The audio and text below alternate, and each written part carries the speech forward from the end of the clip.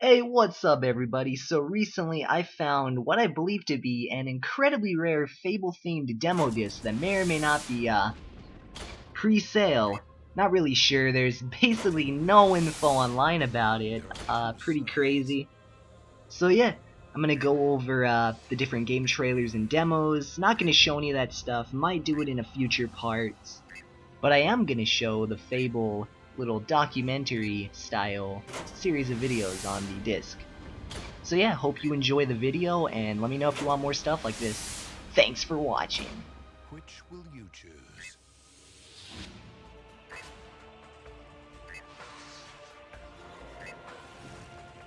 This fall, prepare to take the journey of a lifetime.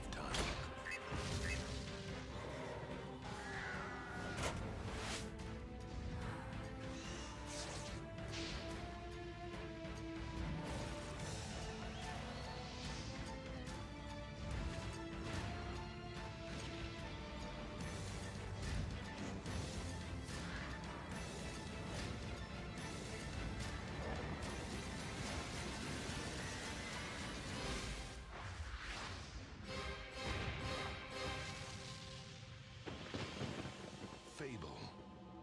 For every choice, a consequence.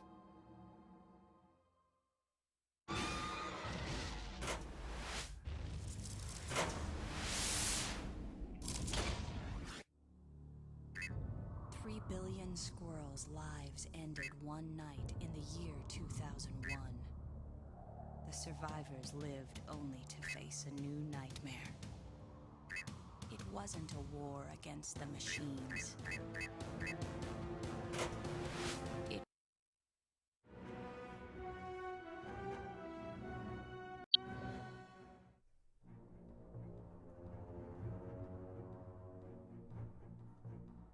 One of the sort of basic ethoses of design of Fable was this idea that the main character changed how he looked depending on how you were playing that character.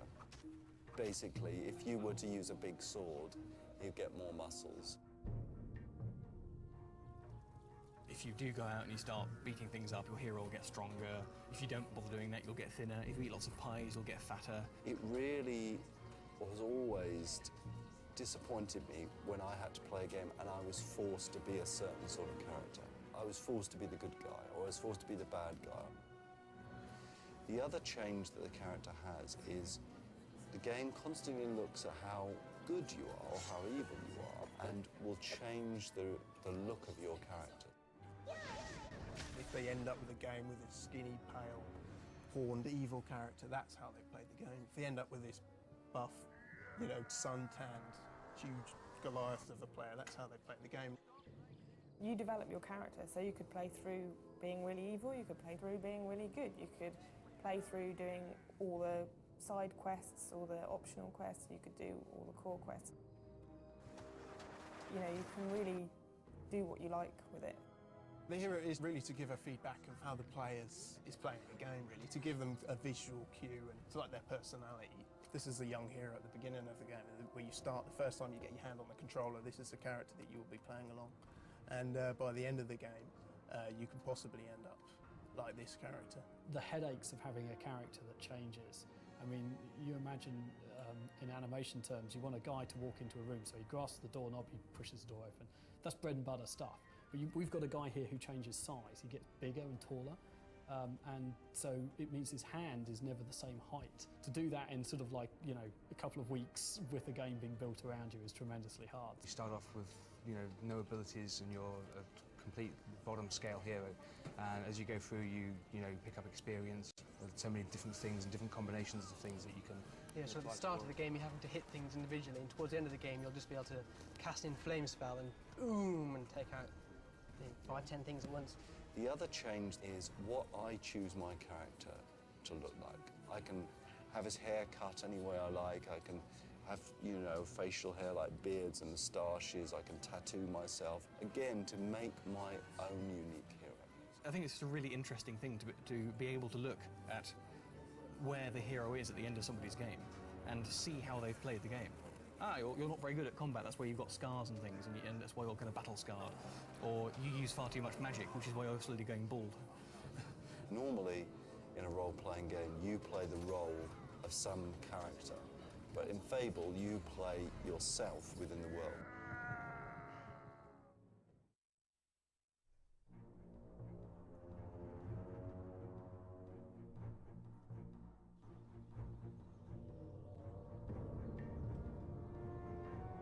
We wanted to make sure that Fable felt like it was in a beautiful, natural, fantastic environment, a place where you would want to live. We had to hit the ground running on Fable, and that meant that we evolved the look as we went along.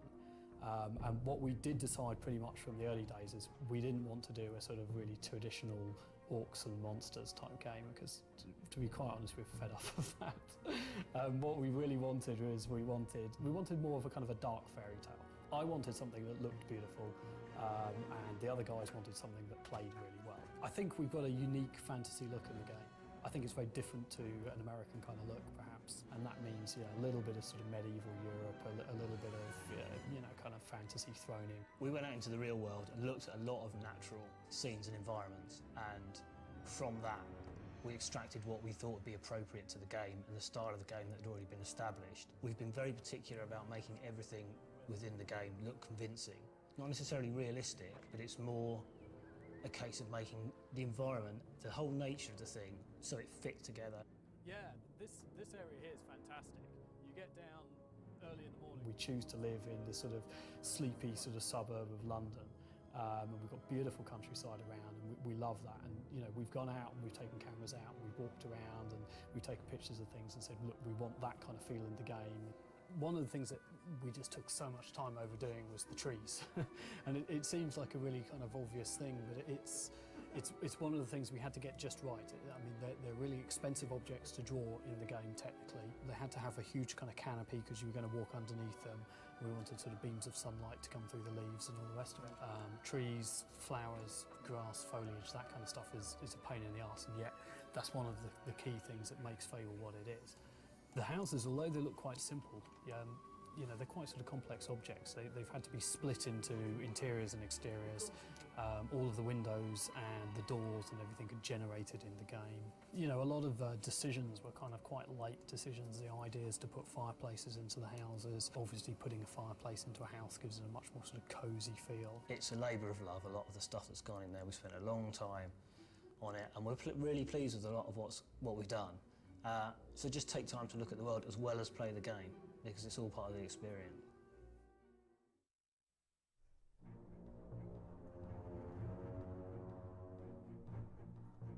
Poor old animators kind of get the raw end of the deal, because with all these mad things that we're trying to do with simulation, some poor bugger's got to go and make sure that the people doing animation for every single little nuance of expression and emotion, every single thing you can do to a person, they've got to animate it. The last thing you want to do is you're playing a game and let's say you're fighting someone and you've beaten them. You don't want a zombified looking character just going and falling onto the ground. You want to see the anguish on them. You want to see they're tired. You want to feel that you've got there and you've beaten them. The way the process works on Fable is that we've got a group of modelers that are creating all the characters, and the job of the animators is to bring those characters to life. Well over 5,000 animations that have all been handcrafted. This particular animation is one of the undead soldiers. These are the control points for the character, so we can control the hips, translation up and down, side to side, and we can also control the rotations as well. These are very sort of zombie-like creatures, very lumbering and swinging the very heavy weapons, so there's lots of bodies and bones flying, and lots of effects on top. This example would be the wood nymph. I went through about 5 drawings until eventually they accepted this one. The earth troll, a large monster, a huge creature. The hero of the game is about that size. So this should be towering and huge. He would be throwing lumps of rock and rising up from the earth. When you see them in the game and the whole concept has actually worked, I was very proud of them. You tend not to notice good animation. If the character presents itself as something that's you know, in charge of its own actions and in charge of, you know, whatever it does. If the fact it's swinging a sword is by its own accord, then the job of an animator is done.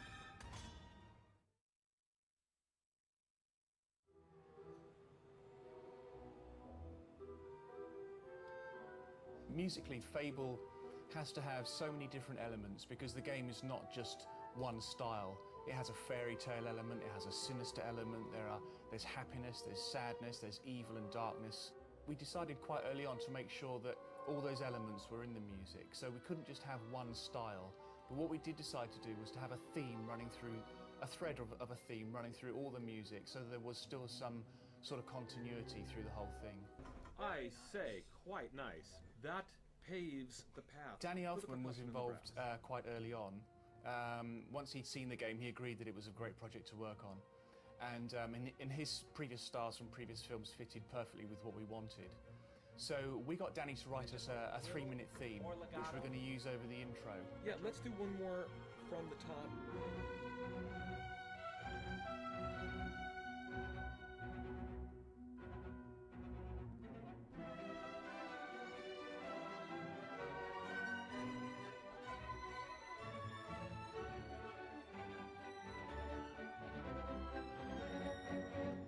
It's just time for me to say goodbye.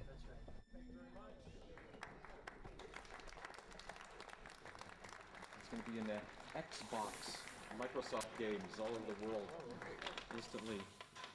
Believe it or not, it's a new generation of games. Thanks. I'm going to run out of here and see you on screen. We wanted to make the use of music in Fable much more subtle, in a way that you weren't listening to music, you were actually just getting the feel of the music behind what you were playing.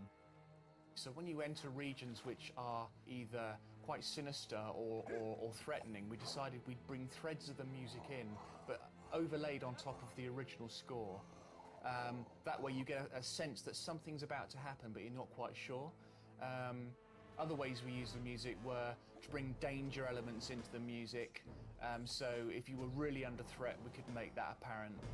And of course, there's the pure combat style of music. So when you were actually deep within a fight, we could then bring out the fight elements of the music as well. So the music played a big part in conveying the emotion. Fable is a very organic game.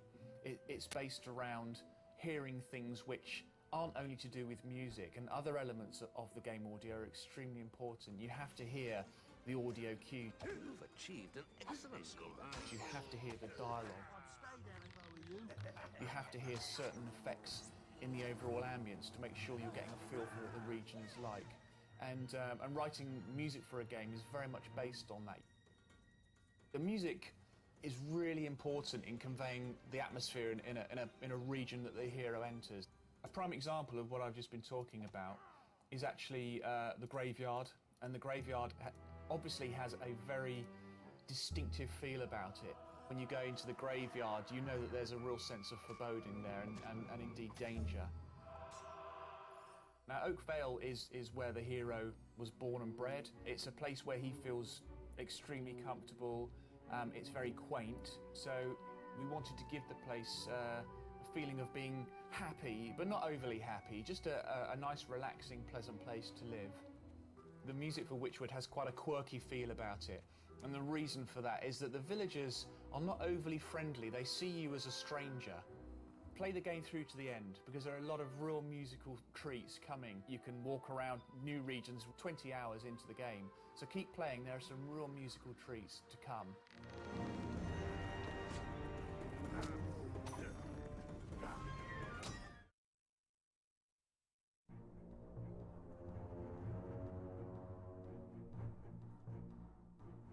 The story in Fable is all about revenge at the start.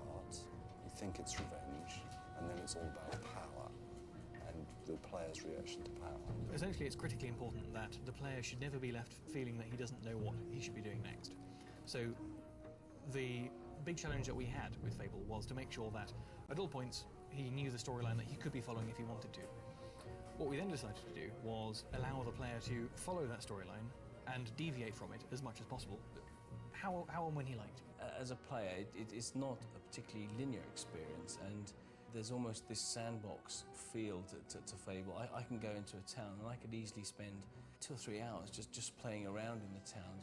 You can go and deviate from the storyline completely and start helping people out who don't necessarily need helping, or you can start helping out bandits to start raiding traders and things. How you do it is pretty much entirely up to you. Do you want to do it sneakily? Do you want to do it using spells? Do you want to do it only using your hands? Do you want to do it using a stick? Do you want to do it being evil? Do you want to do it while helping people on the way? It's just a massive combination, and hopefully no two people at the end of the game will have actually had even close to the same experience. The real feeling, and it is a feeling that I want people to have when they're playing Fable, is wonder, is to be constantly surprised by what the world is like, and that is the beauty of the world, and Fable is an amazingly beautiful place.